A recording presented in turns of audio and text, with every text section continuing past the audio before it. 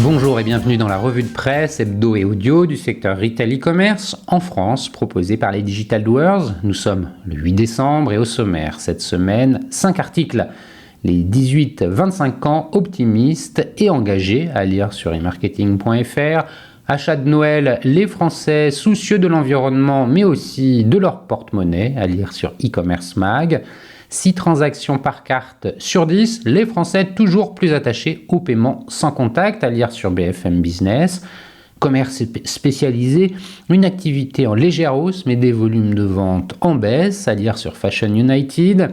Et enfin, face au succès de Shein, Amazon baisse ses commissions sur les vêtements, à lire sur Usine Digitale. Je vous le rappelle, sur le site lesdigitaldoers.com, vous avez accès à une revue de presse éditée sur LinkedIn et qui rassemble les articles publiés dans la semaine sur les sites de news de notre écosystème. Vous pouvez vous y abonner pour recevoir chaque vendredi un digest de l'actualité dans votre boîte email. De cette revue de presse, je vous lis sans interprétation une sélection de quelques articles qui m'ont semblé pertinents à partager. D'ici là, je vous souhaite une bonne écoute, évidemment, toujours sans coupure.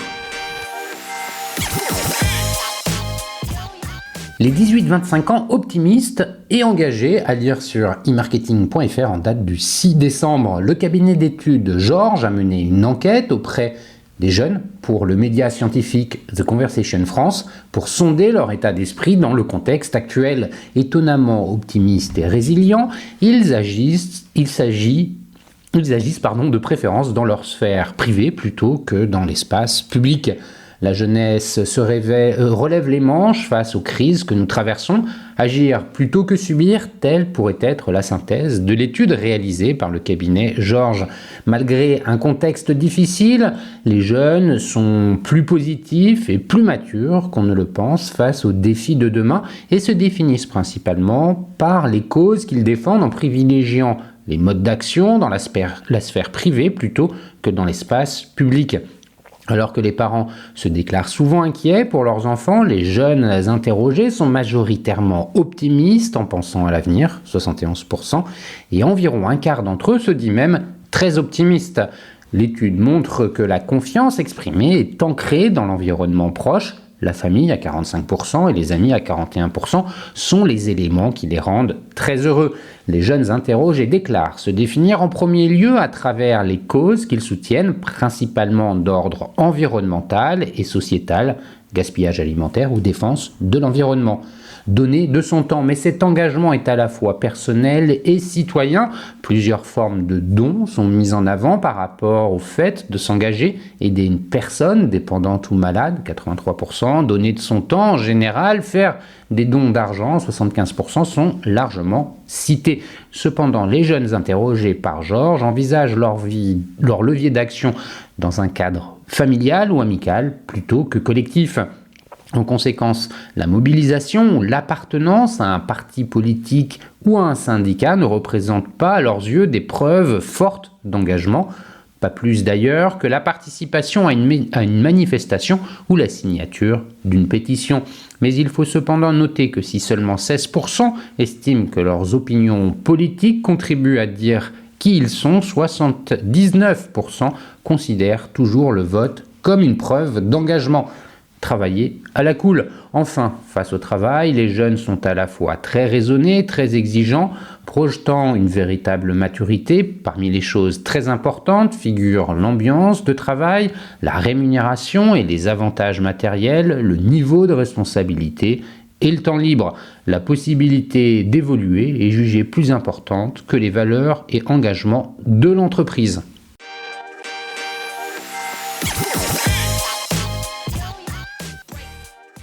Achat de Noël, des Français soucieux de l'environnement mais aussi de leur porte-monnaie, à lire sur e-commercemag.fr en date du 4 décembre. Les consommateurs français sont certes soucieux de l'environnement mais ils le sont tout autant, voire plus, de leur porte-monnaie, selon la nouvelle édition du baromètre Noël 2023 menée par Ipsos pour Rakuten auprès de 2500 Français âgés de 16 ans et plus. Pour 77% d'entre eux, le respect de leur budget passe avant des achats responsables, signe que l'inflation, même si elle montre quelques signes de ralentissement, reste dans tous les esprits. Cette année, Noël rime avec économie. Les Français sont de plus en plus vigilants concernant leur budget et cherchent des solutions pour continuer à faire plaisir à leurs proches tout en veillant à préserver leur porte-monnaie. La majorité de la population française, 76%, se dit prévoyante et envisage de faire ses achats de Noël des semaines à l'avance. C'est du moins ce que laissent penser les données rassemblées dans la nouvelle mouture du baromètre de Noël 2023 réalisé par Ipsos pour Rakuten. Cette année, près de la moitié de la population, 43%, a pris la décision de se fixer un budget cadeau pour gérer ses finances au plus juste. Pour 49% d'entre eux, le budget cadeau ne franchira pas la barre des 200 €. D'autres renoncent même complètement à l'achat de cadeaux, reflétant ainsi la réalité de la conjoncture économique actuelle. La chasse aux réductions et rabais en tout genre. Les Français ne sont plus enclins à payer le prix fort, préférant dénicher de bonnes affaires. Un souhait auquel répond la plateforme Rakuten grâce à son système de cashback, offrant aux membres la possibilité de récupérer de l'argent tout au long de l'année. D'autant plus qu'aujourd'hui, les achats en ligne, suivis d'une livraison à domicile ou en point relais, arrivent en tête des choix privilégiés par les Français, devant les achats en magasin de proximité, 42%, ou en centre commercial, 28%. Le choix de la seconde main, une pratique qui s'ancre dans les comportements d'achat. En parallèle des conditions budgétaires, les Français sont également préoccupés par les problématiques environnementales. Ils prêtent de plus en plus attention aux produits qu'ils achètent, à leur provenance et leur impact écologique. 75% déclarent être soucieux de l'environnement, 86% intègrent cette préoccupation dans leur comportement d'achat. Les motivations principales à l'achat de produits de seconde main restent le prix, souvent plus bas, permettant de réaliser des économies, 69%, et l'impact environnemental, 46%, notamment chez les 25-34 ans, pour qui l'achat d'occasion est devenu un véritable réflexe anti-inflation. Ces achats d'occasion et produits reconditionnés concernent principalement les catégories suivantes: les produits culturels, les jouets, les jeux vidéo, les produits high-tech et l'électroménager. En cette période de fête, les Français expriment leur souhait de concilier responsabilité environnementale et préservation de leur pouvoir d'achat. Nous observons une préférence marquée pour les achats malins, une préoccupation grandissante pour l'environnement et une adoption croissante de la seconde main. Chez Rakuten France, nous innovons au quotidien pour répondre aux attentes de nos acheteurs grâce à une offre de seconde main très riche et notre programme de cashback et nos garanties pour toujours plus de sécurité. Nous offrons une expérience de shopping en adéquation avec les préoccupations de nos utilisateurs, selon Fabien Versavo, le PDG de Rakuten France. Cadeau sitôt reçu, sitôt revendu. D'ailleurs, près de la moitié des Français ne fait aucune distinction entre un cadeau neuf et un cadeau d'occasion, reflétant ainsi une évolution profonde des habitudes d'achat. Cette tendance témoigne de la démocratisation croissante du marché de la seconde main, accompagnée d'une autre dynamique, la revente des cadeaux. La revente des cadeaux s'inscrit dans une démarche économique et responsable, en cohérence avec les résultats observés précédemment.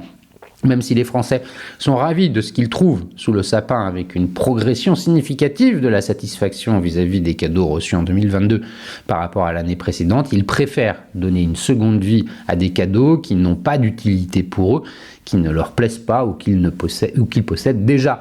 Les sites internet demeurent le canal de revente privilégié pour 78% des Français concernés. Ce sont les femmes qui se distinguent en tant que plus grandes adeptes de la revente, avec une proportion de 81% des revendeuses qui choisissent ce canal pour la mise en vente. Au-delà des principaux facteurs qui incitent les revendeurs à adopter pour une plateforme en ligne, on observe une volonté de pouvoir revendre tout type de produit, la possibilité de disposer de la somme de la vente dans un porte-monnaie virtuel. Une appréhension quant à la baisse du pouvoir d'achat post-Noël pour la moitié des Français. Après les fêtes, une toute autre réalité émerge. 60% des répondants prévoient de faire des concessions. Un constat accentué chez les jeunes, atteignant 67% pour les 25-34 ans. Ces concessions concernent différents aspects de la vie quotidienne avec des chiffres significatifs. 64% pour les vêtements, 63% pour les loisirs et la culture, 53% pour l'énergie, 49% pour les produits high-tech.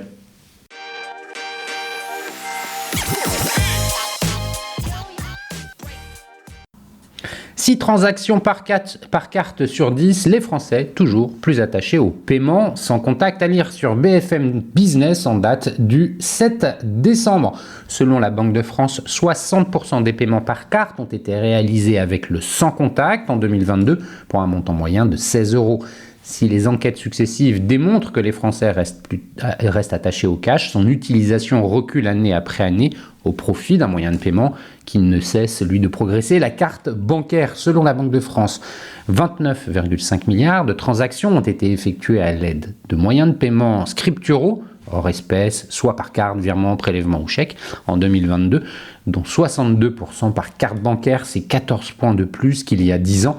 Cette croissance soutenue est notamment portée par les innovations comme le sans contact qui a été utilisé pour réaliser 60% des paiements par carte l'an dernier pour un montant moyen de 16 €. En effet, le sans contact est plafonné à 50 €, d'où son moindre poids dans les paiements par carte bancaire en valeur, 27%. Inclus dans le paiement sans contact, le paiement par téléphone mobile a pour sa part bondi de 137% en 2022 après 177% de croissance en 2021 et représente désormais 6% des paiements par carte. La popularité croissante de la carte bancaire et du paiement sans contact au fil des ans a conduit les commerçants à s'équiper, parfois avec des équipements plus sophistiqués, souligne la Banque de France. Ainsi, le nombre de terminaux de paiement en point de vente a augmenté de 27% entre 2020 et 2022. Le virement représente plus de 90% du montant total des échanges. Si la carte bancaire pèse lourd dans le nombre de transactions, son poids dans le montant global des échanges, 42 500 milliards d'euros, reste modeste et pour cause. Elle est surtout utilisée pour le paiement quotidien de faibles montants, 41 € en moyenne avec contact, 16 sans contact. A l'inverse, sur les 3 dernières années, le virement a représenté plus de 90% des montants échangés avec des moyens de paiement scripturaux, observe la Banque de France. Une prépondérance qui s'explique par l'usage du virement dans les transactions de gros montants et plus globalement par les paiements des professionnels. À noter que le virement instantané ne représente que 4% du nombre de virements, mais c'est 2 fois plus qu'en 2021. Selon la Banque de France, cet essor quasi exponentiel va se poursuivre sous l'impulsion des stratégies nationales et européennes visant à promouvoir ce mode de paiement, notamment en le rendant gratuit. Enfin, le poids des paiements par chèque recule, 3% du nombre total de transactions, 8% des montants échangés, même si ce mode de règlement reste une spécificité française, alors que 88% des chèques échangés dans l'Union européenne ont été émis en France.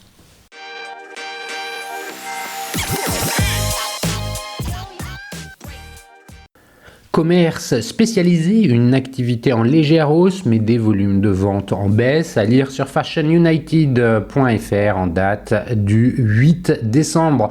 Entre novembre 2022 et novembre 2023, l'activité des enseignes de commerce spécialisées a peu évolué. Selon la fédération Procos, elle a enregistré une légère hausse de 0,3%. Malgré cette légère hausse, les volumes vendus par les enseignes de commerce spécialisées sont en baisse, compte tenu de la hausse moyenne des prix de 3%. Selon la Fédération pour la promotion du commerce spécialisé, Procos, ces résultats ont déçu les acteurs du secteur qui espéraient voir leur activité repartir à la hausse après des mois de septembre et d'octobre très difficiles, malgré une météo plus favorable aux achats d'hiver. Les promotions du Black Friday n'auront pas réussi à apporter cette dynamique qu'ils espéraient tant. Procos constate une très légère hausse de 0,4% durant la période du Black Friday 2023 par rapport à celle de 2022, un résultat encore insatisfaisant pour espérer modifier les tendances en cours depuis l'été. Le secteur de l'habillement et des chaussures ne sont pas épargnés. Selon les observations de la Fédération Procos, le secteur de l'habillement a connu une légère amélioration de 2,1%, mais celle-ci reste insuffisante pour redresser la tendance de ces derniers mois. La chaussure, quant à elle, a chuté de 4,8%. En ce qui concerne l'e-commerce, après 11 mois, les ventes cumulées des enseignes ont augmenté de 0,6%, soit 3 fois moins que les magasins. Selon les observations de la Fédération, le comportement de consommation des Français en cette fin d'année aura une très grande répercussion sur le bilan annuel de certaines activités. pour lesquels cette période pèse fortement. Cependant, elle confirme que les chiffres de décembre ne permettront pas de relever totalement les résultats de l'activité de 2023. Après cette année 2023 difficile, la plupart des commerçants devront désormais espérer que les bailleurs n'appliquent pas l'indexation contractuelle pour 2024, sans tenir compte du contexte, une situation qui risque de mettre de nombreux magasins dans le rouge. L'indexation des loyers, qui se calcule une fois par an, correspond à une révision du prix du loyer visant, entre autres, à limiter la spéculation et permettre aux propriétaires de valoriser leurs biens.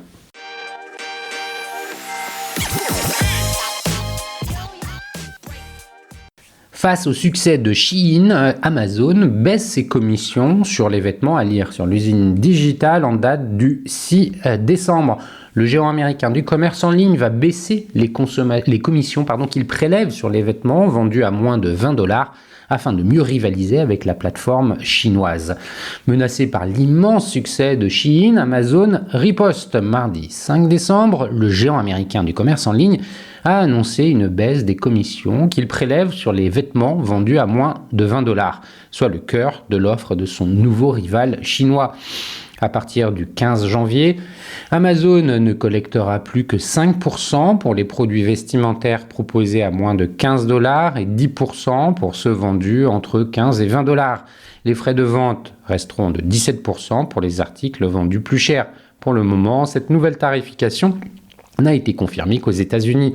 Amazon, premier vendeur de vêtements. Si Amazon ne fournit aucune explication, cette baisse importante est sans doute une réponse à Shein, estime Juhas Kassukenas, directeur du cabinet Marketplace Pulse, qui souligne que la société abaisse rarement les commissions de sa place de marché. Aux États-Unis, Amazon est devenu, il y a 2 ans, le premier vendeur de vêtements détrônant Walmart, mais sa part de marché est menacée par la montée en puissance de Shein, capable d'offrir des prix plus bas en raison de son modèle transfrontalier. L'immense majorité des commandes sont expédiées directement depuis les usines chinoises. Shein a d'autres atouts. En abaissant ses frais de vente, le groupe de Seattle devrait permettre aux vendeurs présents sur sa marketplace de proposer des prix plus compétitifs face à la plateforme chinoise, tout en permettant de recevoir les achats en 1 ou 2 jours ouvrés. Mais Amazon restera plus cher que Shein, prédit Juhas Kassukenas, notamment parce que les coûts logistiques seront toujours plus élevés.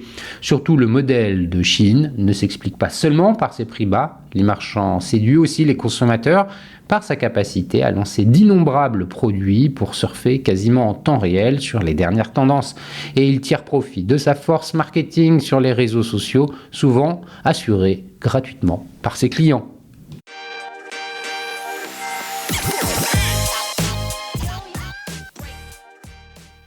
Et voilà, c'est fini pour cette semaine. Merci de m'avoir écouté. N'oubliez pas de vous abonner à la revue de presse sur le site lesdigitaldoers.com. Si vous aimez l'exercice de cette revue de presse Retail e-commerce dans sa vision audio, n'hésitez pas à me le faire savoir en m'envoyant des messages sur LinkedIn et mieux encore en la faisant connaître autour de vous. Enfin, un dernier message d'auto-promo avec les Digital Doers. Je produis des chaînes de podcasts thématiques pour les prestataires de services de notre écosystème. Donc, si vous souhaitez animer la prise de parole de votre marché, c'est l'occasion d'inviter des clients et des prospects à venir converser avec vous autour de votre proposition de valeur.